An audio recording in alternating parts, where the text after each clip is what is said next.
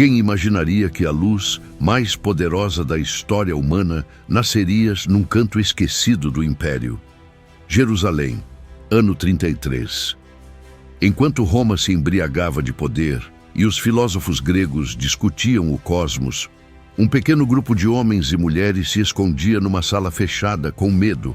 Nenhum deles tinha exército, nenhum tinha título, mas ali, no coração do invisível, Deus soprava um novo Gênesis, não nas praças do Império, mas no sopro do Espírito. A Igreja Católica nasceu, e nasceu onde ninguém esperava. Não foi no templo, nem nos palácios, nem entre os doutores da lei. Ela brotou como uma semente no deserto, silenciosa, frágil, subversiva aos olhos do mundo. Mas o céu sabia, e os anjos assistiam de joelhos. O que ali começou mudaria o curso da eternidade. Neste vídeo, você vai caminhar pelas pedras esquecidas de Jerusalém, ouvir o eco das primeiras vozes, descobrir por que a igreja nasceu do lado ferido de Cristo e por que isso muda tudo. Cada detalhe é um sinal. Cada escolha, uma profecia. Bem-vindo ao canal Histórias do Sagrado. Se essa jornada tocar sua alma, curta, compartilhe, inscreva-se. A fé verdadeira não nasceu no poder, mas no Espírito que desce onde Ele quer. As ruas de Jerusalém estavam inquietas naquela primavera. Os peregrinos enchiam a cidade para a festa de Pentecostes. Mas nos bastidores do templo havia um silêncio tenso. Apenas 50 dias haviam se passado desde a crucificação. O nome de Jesus ainda ecoava como uma ferida aberta entre os corações. Amado por alguns, temido por muitos, esquecido por ninguém. Os discípulos, reunidos no cenáculo, não sabiam o que esperar. Tinham visto o Cristo ressuscitado, tinham tocado suas chagas, tinham escutado suas últimas palavras, mas agora esperavam. E essa espera não era covardia, era obediência. Ficai na cidade até que sejais revestidos da força do alto, dissera o Senhor. Eles ficaram, em silêncio, jejum, oração, com Maria. Naquela sala fechada, o mundo era gestado de novo. O mesmo Espírito que pairava sobre as águas no princípio, agora pousava sobre homens frágeis, marcados pela dúvida e pela saudade. E quando desceu em línguas de fogo, não desceu apenas sobre cabeças, desceu sobre a história.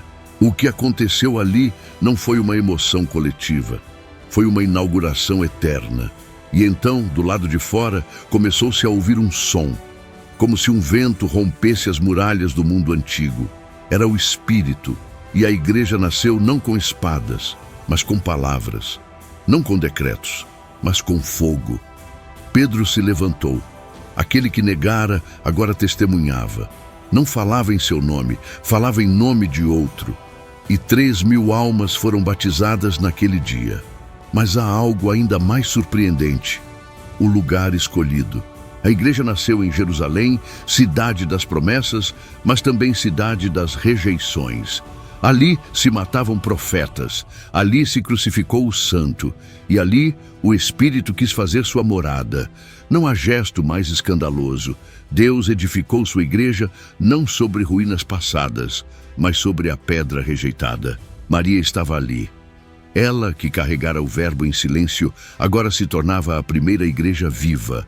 Aquela sala tornava-se templo. A voz de Pedro tornava-se púlpito e o batismo tornava-se nova criação.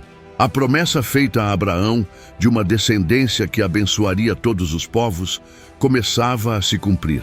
Mas não como os homens esperavam. A igreja nasceu onde ninguém esperava. Porque Deus escolhe o que o mundo despreza para confundir os que se creem sábios. Era o início de um reino sem fronteiras, uma comunhão que atravessaria séculos, perseguições, heresias e impérios. E tudo começou ali, no sopro de um Espírito que não se vê, mas que move tudo. Nem todos os olhos viram, nem todos os corações entenderam. Mas o que nascia naquele Pentecostes era mais do que um movimento. Era o corpo vivo de Cristo, invisivelmente costurado pelo Espírito. Não uma instituição humana, mas uma realidade mística. A Igreja, una, santa, católica e apostólica. A mesma que desde então atravessa os tempos com o perfume da eternidade. A escolha de Jerusalém não foi apenas geográfica, foi teológica, foi escatológica. A cidade das alianças, do templo e dos sacrifícios tornava-se o berço da nova aliança.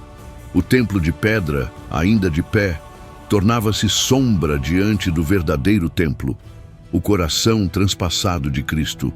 Tudo o que era figura se inclinava agora diante da realidade plena. Por isso, a igreja não começou com estruturas visíveis, mas com um fogo invisível. Antes dos altares, houve um cenáculo. Antes das basílicas, uma sala pequena, quase clandestina. Antes dos concílios, um silêncio cheio de espírito. A força do reino não vinha de César, mas do crucificado. E sua igreja não precisava de poder humano, porque nascera do poder de Deus. Em Atos dos Apóstolos, São Lucas não descreve uma teoria. Ele narra uma epifania. A fé que surgia não era fruto de convenção ou carisma pessoal. Era fruto da palavra que corta como espada e do Espírito que regenera como fogo. Pedro, o pescador, tornava-se pedra. João, o discípulo amado, tornava-se testemunha. E Maria, sempre silenciosa, sustentava tudo com seu sim eterno. As primeiras comunidades não eram apenas grupos de oração.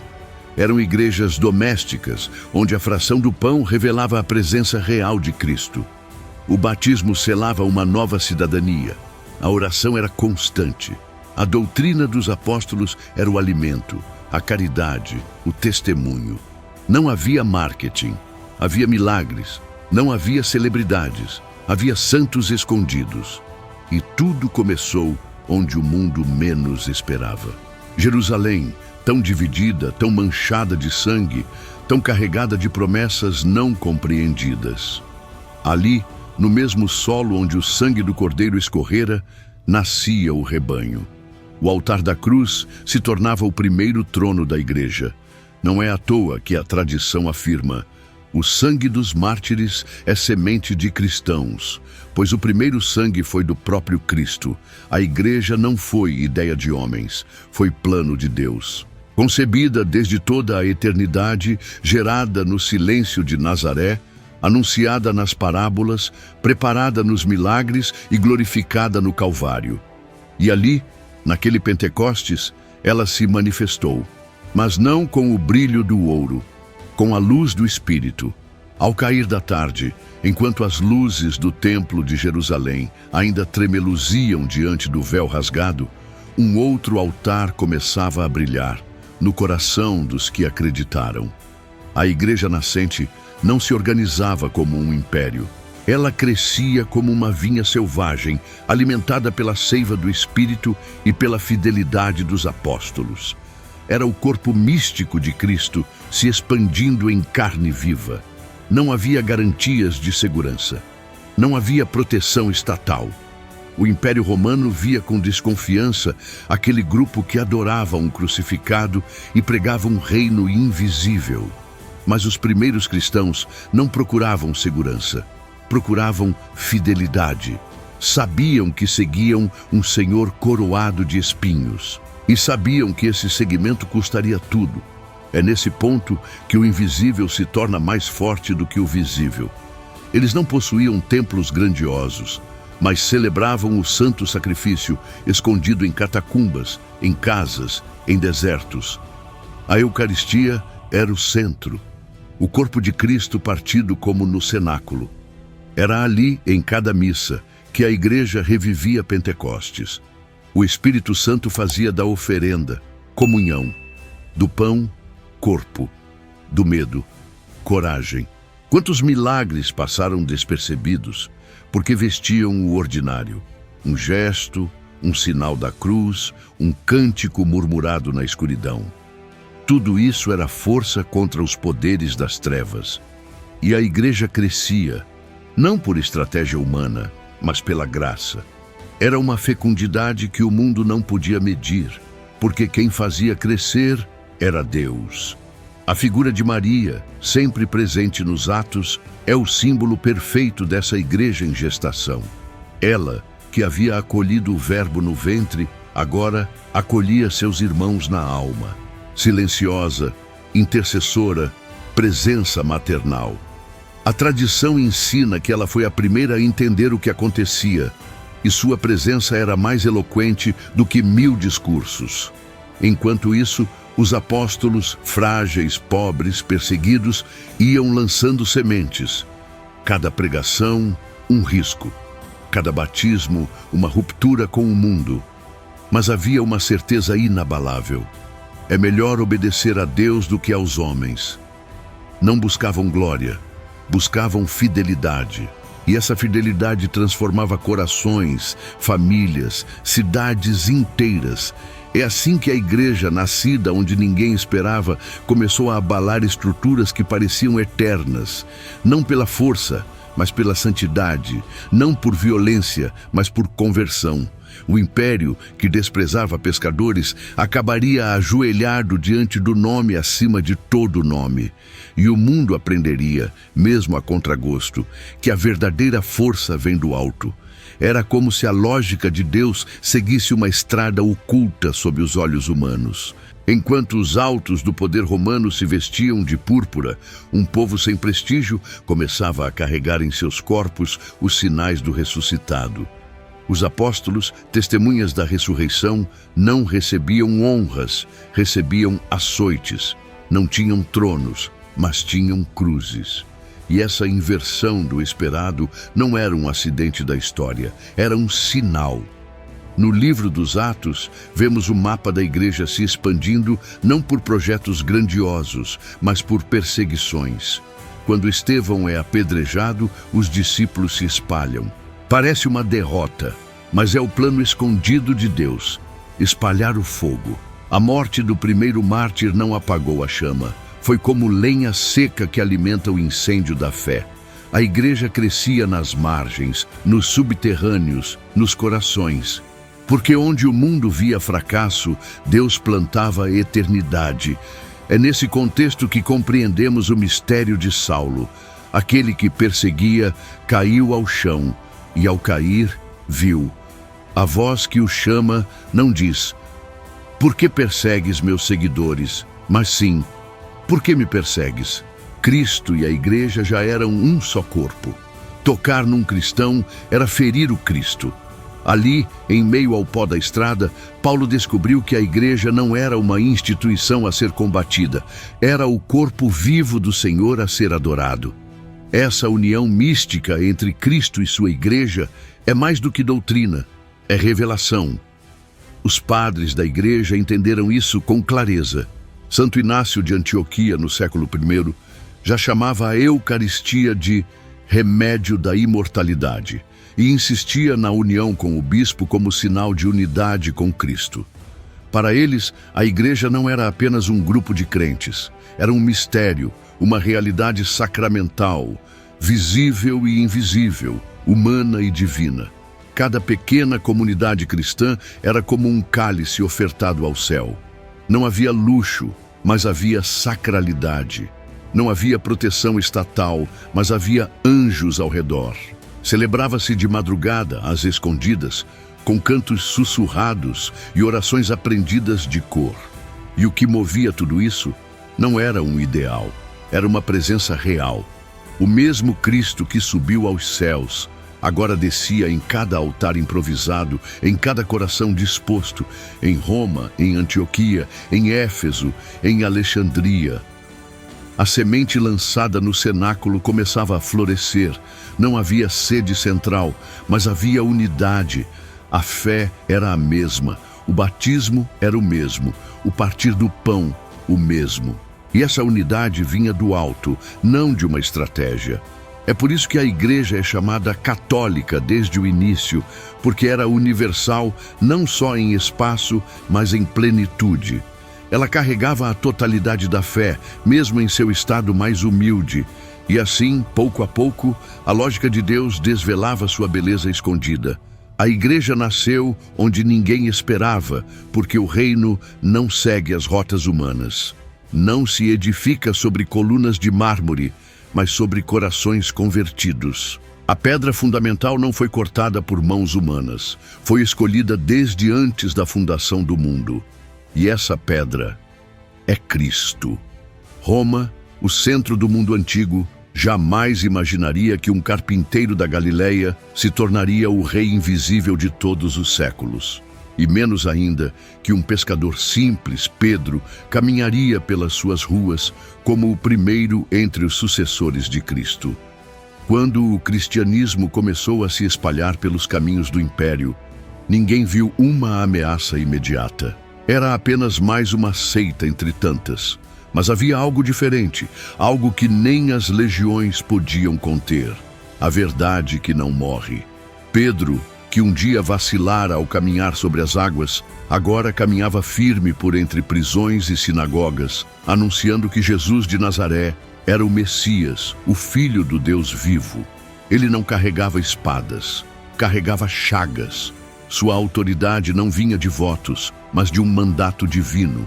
Tu és Pedro, e sobre esta pedra edificarei a minha igreja. Essa palavra, pronunciada em Cesareia, ressoava agora no coração da capital do império. A igreja, tão nova e perseguida, não era frágil, era invencível, porque não se sustentava em homens, mas na promessa do Senhor. As portas do inferno não prevalecerão contra ela. E isso não era apenas poesia, era realidade histórica. Durante os 3 primeiros séculos, cristãos foram caçados, torturados, lançados às feras, e mesmo assim, não deixavam de celebrar, de batizar, de proclamar, porque sabiam, sua fé era mais forte do que a morte. Nas catacumbas de Roma, nas paredes úmidas e silenciosas, os primeiros cristãos desenhavam peixes, âncoras, o bom pastor. Não era arte por beleza, era catequese. Cada imagem escondia um grito de esperança, um sinal de eternidade. Ali, ao lado dos túmulos, celebravam a Eucaristia. Como se dissessem ao mundo, a morte não é o fim, Cristo vive e nós somos seu corpo. É nesse silêncio subterrâneo que se forja a tradição. Não como um acúmulo de rituais, mas como uma corrente viva, que liga os apóstolos aos mártires, os mártires aos padres da igreja, os padres à liturgia e a liturgia ao céu.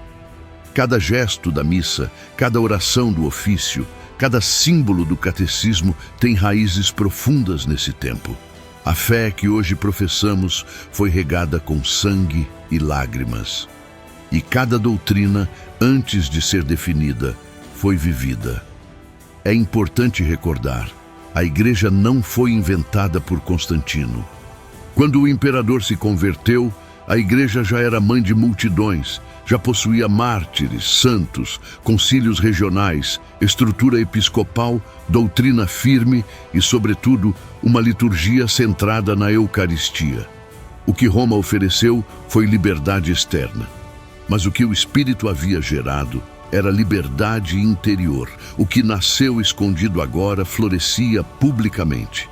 Mas a raiz era a mesma. Por isso, jamais devemos confundir visibilidade com origem. A igreja brilhou aos olhos do mundo quando saiu das catacumbas. Mas ela nasceu no coração de Deus, foi revelada no cenáculo, foi confirmada no sangue e continua viva onde há fé, sacramento e caridade. O que parecia insignificante movia o céu inteiro. Há um mistério escondido no modo como Deus realiza seus planos. Ele sempre começa pelas margens. Não escolhe os caminhos óbvios, nem os palácios dourados. Escolhe a manjedoura, a cruz, a periferia. Assim também foi com a igreja. Quando o mundo buscava grandeza, Deus erguia uma família de santos no deserto espiritual do mundo antigo. E essa família, nascida no escondido, tornou-se esposa de Cristo, guardiã da verdade e sacramento universal de salvação. Essa missão não foi apenas espiritual, foi histórica. A igreja começou a moldar culturas, não pela força das armas, mas pelo anúncio da misericórdia. Onde antes havia ídolos, erigiam-se altares. Onde o aborto era banal, a vida era acolhida. Onde a escravidão era norma, surgia o anúncio da dignidade de cada alma. E isso não aconteceu por decreto imperial. Aconteceu pelo testemunho silencioso de homens e mulheres que amaram até o fim. Santos como Policarpo, Inácio de Antioquia, Perpétua e Felicidade. Cada um deles viveu como chama. Não procuraram morrer, mas não temeram a morte. Em suas palavras, em seus gestos, em seus martírios, a igreja mostrava sua face verdadeira, esposa fiel, ainda ferida, mas gloriosa, que caminha ao encontro do esposo. Seus corpos tombavam, mas sua fé não morria. E cada um deles dizia com a vida: nada pode separar-nos do amor de Cristo. Com o passar dos séculos, a igreja se organizou. Concílios definiram dogmas, mosteiros guardaram a palavra, catedrais ensinaram com pedras o que o evangelho proclamava com fogo. E em tudo havia um só Espírito, um só batismo, um só Senhor. A unidade da igreja, tão atacada ao longo da história, permanecia intacta em sua essência, porque sua origem não era humana, era trinitária.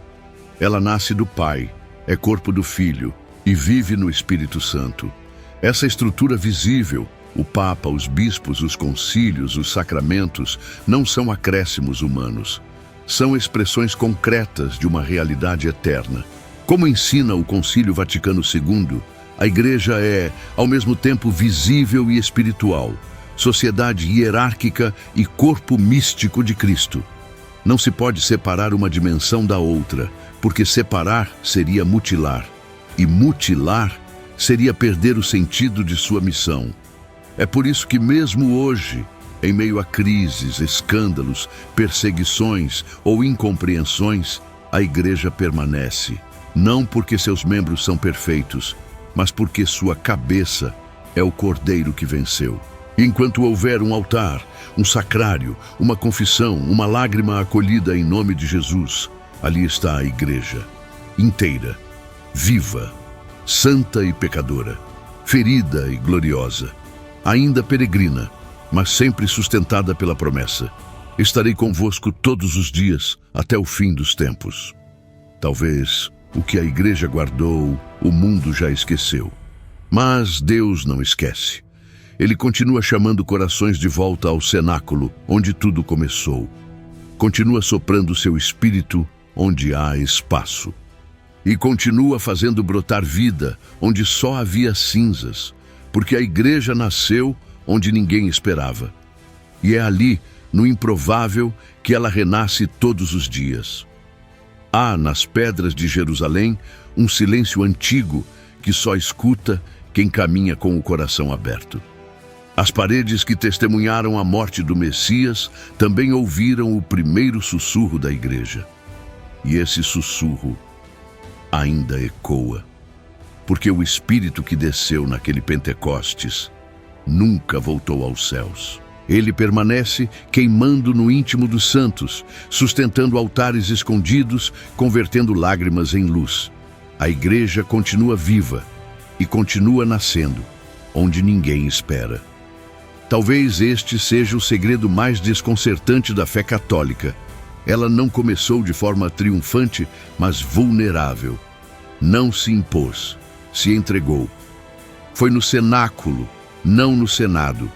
No fogo do Espírito, não no ouro do mundo. E esse DNA permanece. Sempre que a Igreja tenta reinar com as armas do mundo, ela perde sua alma. Mas sempre que se esconde no coração de Cristo, ela floresce como vinha no deserto. Ao longo da história, Deus sempre reconduziu sua esposa aos lugares de origem, às vezes pelo martírio, às vezes pela oração, outras vezes pela humilhação, mas nunca pela conquista mundana. E isso não é castigo, é amor. O mesmo amor que escolheu Pedro, não por sua perfeição, mas por sua pobreza, que olhou para Maria, não pela força, mas pela entrega, que elegeu Jerusalém, não por sua glória, mas por sua ferida. Deus sempre começa do invisível. A igreja de hoje carrega os mesmos sinais daquela igreja nascente. A Eucaristia como centro, a palavra como lâmpada, a comunhão como alma. O mundo muda, mas o corpo permanece. E mesmo que muitos não vejam, os céus ainda se comovem diante de cada missa, de cada confissão, de cada batismo celebrado com fé, porque cada sacramento renova o Pentecostes, ainda que sem espetáculo. Às vezes, o milagre não brilha, ele sussurra. E se o verdadeiro renascimento da igreja não vier de estratégias, mas de lágrimas? E se for nas capelas vazias, nas vocações ocultas, nas famílias que rezam em silêncio, que o Espírito estiver começando tudo de novo? Quantos milagres passam despercebidos? Por que escolhem nascer no escondido? O coração da igreja não bate em manchetes. Ele pulsa onde há adoração. Olhar para as origens da igreja é como voltar ao útero da fé. Ali, tudo era essencial. Tudo era entrega. Tudo era promessa. E talvez seja isso que o Espírito Santo nos esteja pedindo hoje. Voltar. Não no tempo, mas no Espírito. Voltar ao cenáculo. Voltar ao silêncio. Voltar à obediência.